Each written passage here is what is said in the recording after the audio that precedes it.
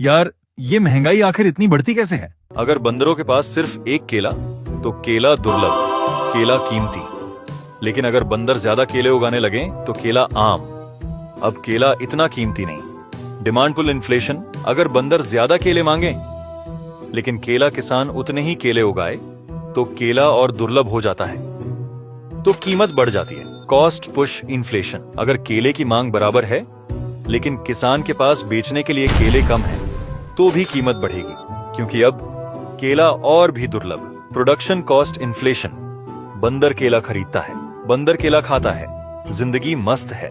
बंदर अपने दोस्तों को केले की दुकान के बारे में बताता है। अब सारे बंदर आकर सारे केले खरीद लेते हैं। केला किसान को अब और पेड़ लगाने पड़ते हैं, लेकिन केले के बीज महंगे हो गए हैं, इसीलिए किसान केले की कीमत बढ़ाता है ताकि लागत निकाल सके। Monetary inflation. अगर केले की मांग भी वही है, सप्लाई भी वही है, लेकिन बंदरों के पास अचानक बहुत सारी पत्तियां आ गई हैं खरीदने के लिए, तो केला महंगा हो जाएगा, क्योंकि अब पत्तियों की कीमत कम हो गई है। Hyper inflation. केले की कीमत बढ़ती जाती है तो बंदर सरकार सोचती है और पत्तियां बनाओ।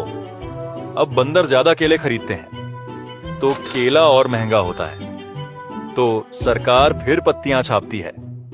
केला और महंगा होता है, फिर और पत्तियां, फिर और महंगा, फिर और पत्तियां।